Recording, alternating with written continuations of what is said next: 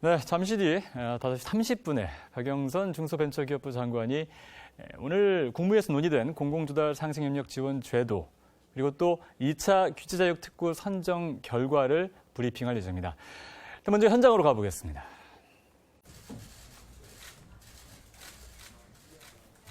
네, 브리핑 함께 들어보시겠습니다.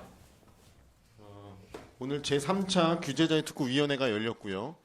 제2차 규제자격 특구 지정 심의회가 있었습니다. 네, 심의 결과 브리핑을 중소벤처기업부 박영선 장관이 직접 하겠습니다.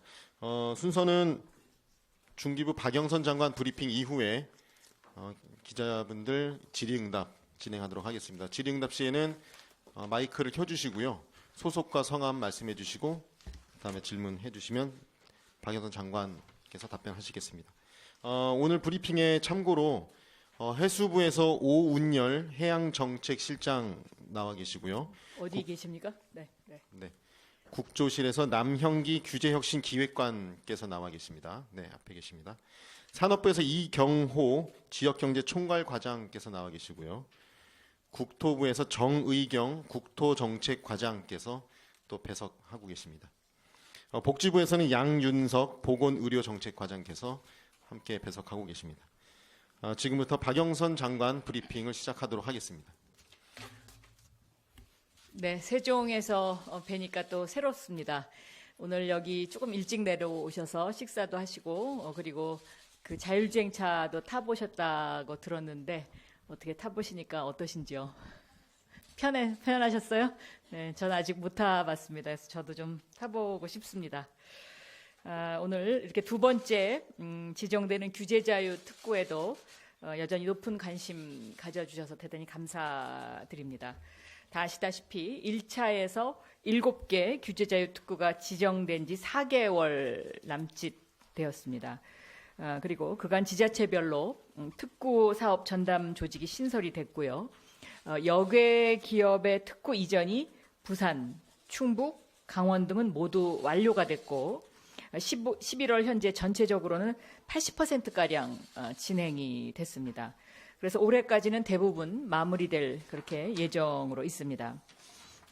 이것처럼 신산업 창출 동력으로서의 채비를 차곡차곡 갖춰 나가고 있다 이렇게 말씀을 드리고요. 내년 정도 되면 어느 정도 가시적인 성과가 조금씩 나오지 않을까 이렇게 보고 있습니다. 문재인 정부 들어와서 잘한 일이 뭐냐라고 요즘 이제 2.5년 반환기를 돌면서 질문들을 하십니다. 그러면은 저는 첫 번째는 중소벤처기업부를 부로 만들어서 중소기업과 벤처기업 소상공인들을 이렇게 독자적인 경제 영역으로 인정해 준 것, 이것이 잘한 일이다 이렇게 제가 자신 있게 답변을 하고요. 그리고 두 번째는 저희 부와 연관 산업이긴 합니다만은 5G를 세계에서 최초로 상용화했다. 그래서 5G 하면 대한민국 이렇게 브랜드화 됐다는 것. 이것이 요즘 엄청난 시너지 효과를 갖고 저희 중소벤처부가 하고 있는 스타트업 쪽과 아주 밀접하게 움직이고 있고 특히 이제 외국에서 찾아오는 대부분의 글로벌 기업이나 아니면 관련 장관분들이 왜 한국에 와서 자꾸 우리 중소벤처기업부 문을 두드리면서 스타트업 리스트를 달라고 하냐 이렇게 제가 질문을 하면 너희 나라는 5G를 세계에서 최초로 상용화했고 물론 이 5G 기술을 대한민국만 갖고 있는 것은 아니지만 이미 이 5G를 이용하는 이용자가 100만 명을 넘는 세계에서 가장 큰 테스트 베드의 시장이다. 그렇기 때문에 한국에서 성공하면 다른 곳에서도 성공할 수 있다. 그래서 한국을 찾아오는 것이고 이 5G와 AI와 데이터를 연결하는 데 있어서의 필수적인 연결고리가 5G이기 때문에 한국에 와서 중소벤처기업부 문을 두드리고 스타트업들의 리스트를 달라고 한다. 이렇게 공통적으로 답변을 하고 계십니다. 그리고 세 번째로 잘한 일이 뭐냐 이렇게 질문을 하시면 바로 오늘 발표하는 규제자유 특구를 세계에서 최초로 지역으로 규제를 푸는 이런 형태의 제도를 마련한 것이다 있다라고 제가 이렇게 말씀을 드릴 수 있겠습니다. 결국은 4차 산업혁명은 기술을 누가 먼저 선점하느냐의 문제입니다. 제가 5G에 관한 설명을 조금 길게 드린 것도 그 이유 때문에 그렇습니다. 결국 규제 혁신의 속도, 이것이 4차 산업혁명의 선도국가로서의 가장 중요한 요소다라고 생각이 되고요. 시장 선점이 곧 경쟁력인 디지털 시대에 혁신을 통한 기존 제품의 창조적 파괴가 신속히 이루어져야 한다라고 생각을 합니다. 그래서 중소벤처기업부가 이 규제 혁신의 속도를 늦추지 않으면서도 혁신적이고 또 완성도 높은 규제자유 특구 계획 발굴에 지금 박차를 가하고 있고 오늘 그 2차 발표의 현장에 여러분과 함께 하고 있습니다. 이번 2차 지정을 위한 사전 협의는 14개 지자체의 특구 계획이 제출돼서 신기술, 규제 혁신, 균형 발전, 소비자 보호 등 다양한 분야의 민간 전문가들이 참여하는 전문가의 사전 검토와 또 관계부처의 협의를 거쳤고요. 이 가운데 울산과 광주 등 8개 지자체의 특구 계획이 관계부처와 분과위원장 연석회의를 통해서 최종 지난 10월 10일에 선정이 되었고 규제자유 특구 신청을 접수받게 되었습니다. 접수된 특구 계획들은 현장 중심의 규제 수요가 반영된 것으로 친환경 자율차는 광주, 전북, 제주, 그리고 바이오 의료는 충북, 대전, 에너지는 울산, 전남, 그리고 조선, 자율 운행 선박은 경남 등으로 신성장 분야 사업 중심으로 이렇게 구성되었습니다. 또 관계부처의 전향적인 협조와 지자체의 발전적인 노력으로 접수된 8개 사업 가운데 1차에 보류되거나 제외되었던 6개 지자체가 특구 계획의 완성도를 높여서 2차 지정 심의에 대거 포함이 됐고요. 심의위원회의 심도 있는 논의와 검토를 거쳐서 오늘 모두 7개 특구 계획을 특구위 심의 안건으로 상정을 했습니다. 오늘 특구위원회 개최 결과를 말씀드리도록 하겠습니다. 특구위원회에서는 안건으로 상정된 광주와 대전, 울산, 전북, 전남, 경남, 제주 등 7개 특구를 2차 규제자유 특구로 최종 지정하였습니다.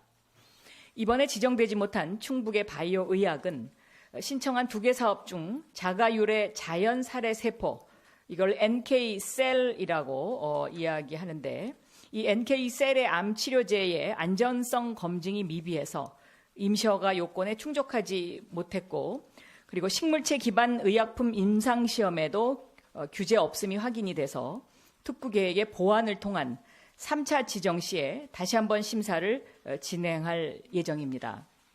다만 규제 없음으로 확인된 식물체 기반 임상시험에 대해서는 기업의 불확실성을 해소할 수 있도록 식약처에 가이드라인을 마련해 줄 것을 특구위에서 권고하였습니다. 참고로 여기서 말씀을 드리면요. 이 충북의 바이오 의학과 관련해서 이낙연 총리님께서 식약처에게 규제자유 특구라는 것은 시험을 보는 것이 아니다. 이것은 현재 약간 조금 모자라더라도 이것을 발전시켜서 앞으로 어떻게 우리가 규제를 풀 수 있느냐의 테스트베드의 성격의 역할을 하는 곳이니까 이것을 3차에서는 조금 더 전향적으로 검토하되 물론 안전과 관련된 부분은 철저히 할 필요는 있다. 이런 말씀을 주셨다는 것을 참고로 말씀드립니다. 이번 특구 지정은 1차 특구의 평균 면적보다 3배가량 확대된 것으로 특구당 평균 면적이 여의도의 약 7배에 달하는 지역에서 규제 제약 없이 신기술을 개발할 수 있게 되었습니다. 7개 특구당의 평균 면적은 20.3제곱킬로미터입니다. 그래서 총 26개, 이 26개를 조금 더 설명드리면 실증 23개, 메뉴판 3개의 규제 특례가 허용이 되었고요. 신기술, 신서비스, 시험 검증에 활력을 불어넣어 주었습니다. 다음은 개별 특구의 특징을 간략하게 설명드리도록 하겠습니다. 광주는 무인 저속 특장차가 도심 속의 도로변에 생활 폐기물을 수거하고 노면을 청소하는 미래 도시의 모습에 한 발짝 다가서는 것입니다.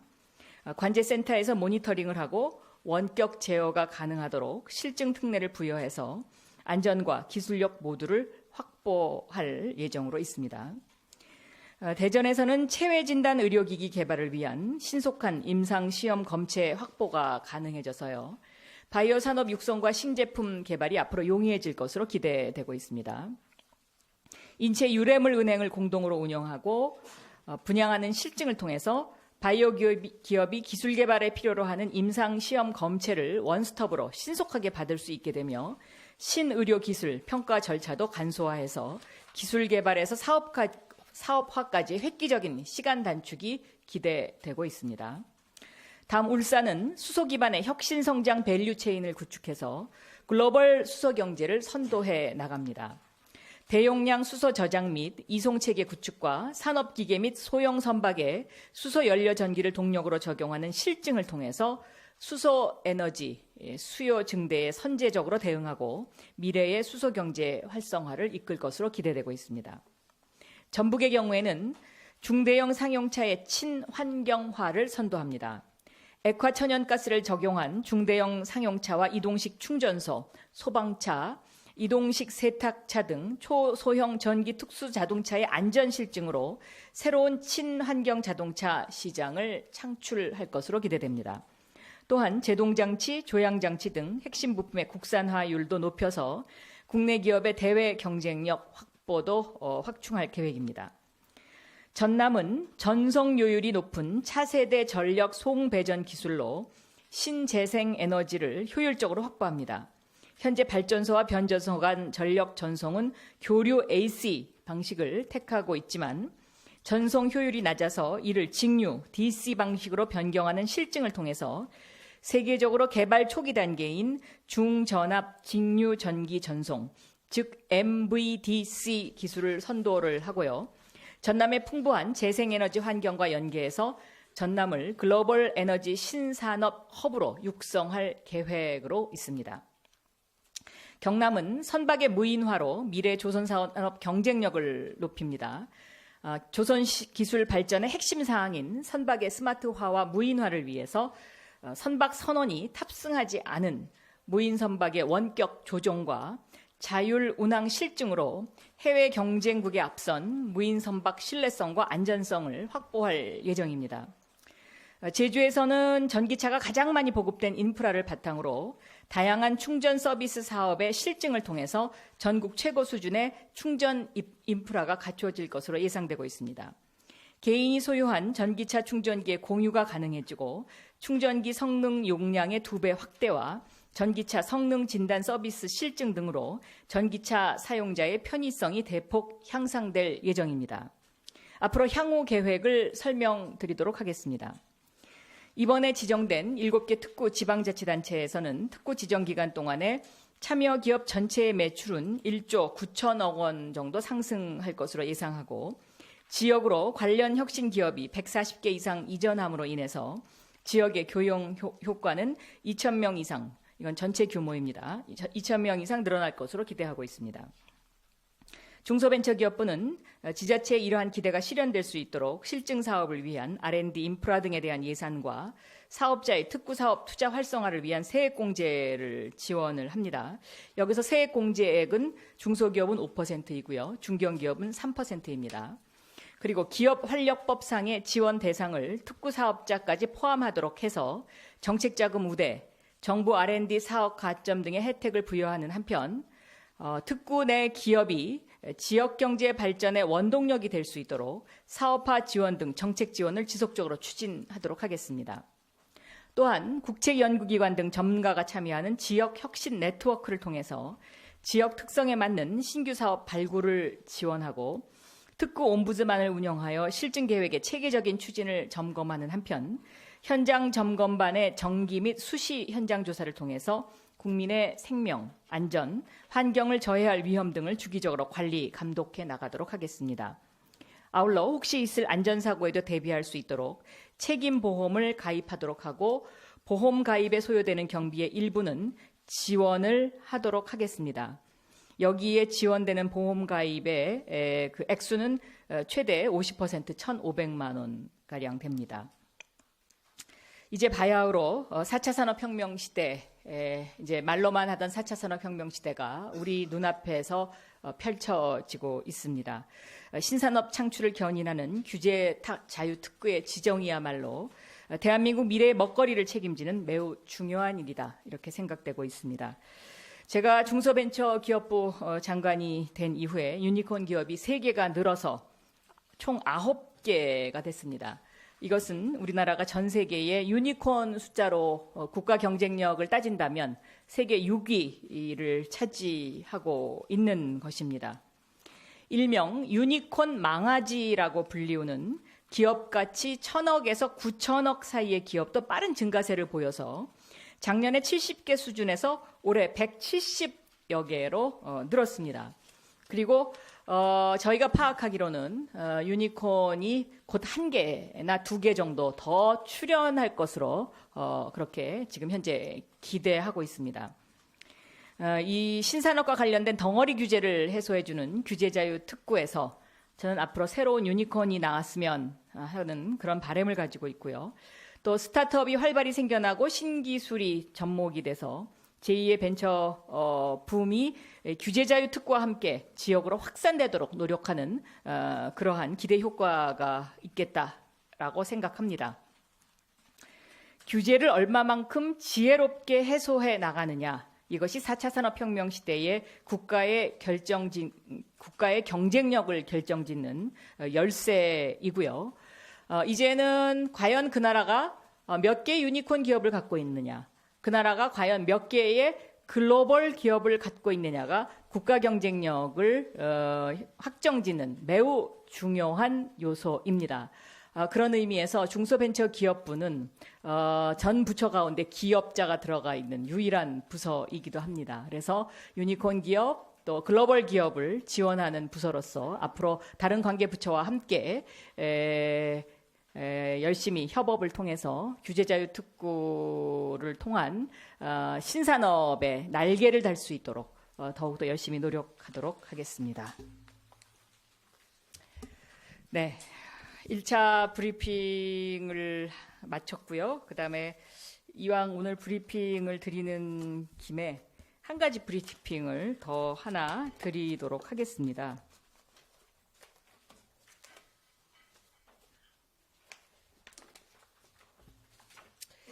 오늘 그 부산에 있었던 백스코에서 있었던 국무회의에서요, 저희 중소벤처기업부가 마련한 공공조달 상생협력 지원제도가 시행령이 통과됨으로써 이것이 내년 1월 1일부터 시행되게 됐습니다.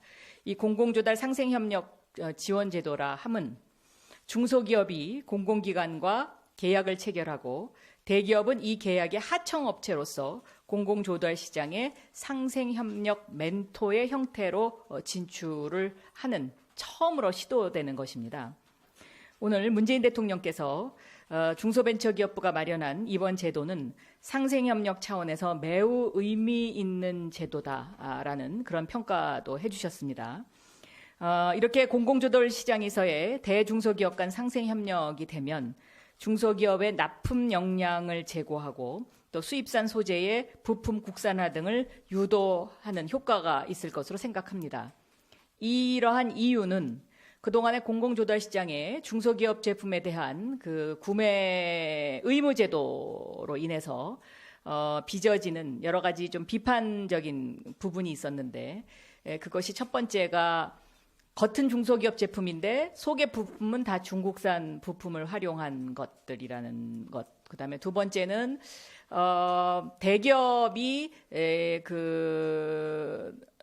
너무 지나치게 공공조달 시장에서의 차별을 받고 있는 것 아니냐 하는 문제점. 그리고 또 중소기업 간의 이 공공조달 시장에서의 그 조달이 의무화됨으로 인해서 중소기업끼리의 이미 카르텔이 형성이 돼서 그 벽을 스타트업이나 다른 그 신생 중소기업들이 뚫지 못하는 이러한 문제점들이 지적이 됐었습니다.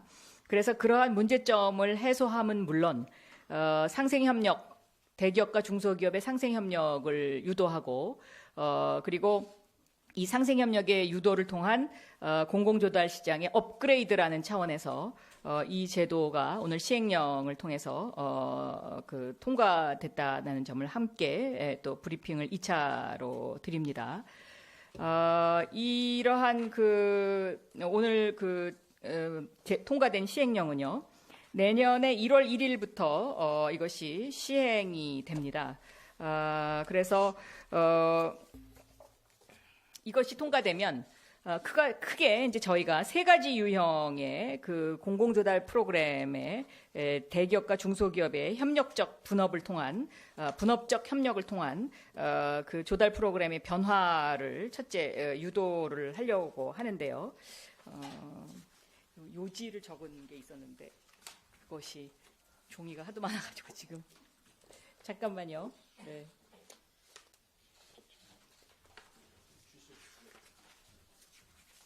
주세요. 네. 네, 감사합니다. 네.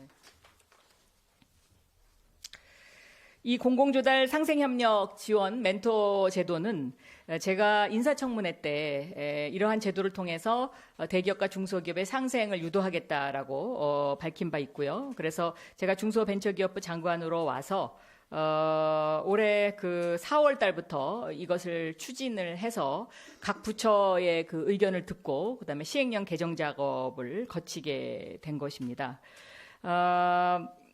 이 공공조달 시장은 기업 간의 상생협력이 부진하고 창업기업의 조달 시장 참여가 어려운 문제점에 대한 보완책이 될 수 있다라고 생각합니다. 이 제도는 미국에서 부분적으로 이것이 실시되고 있습니다.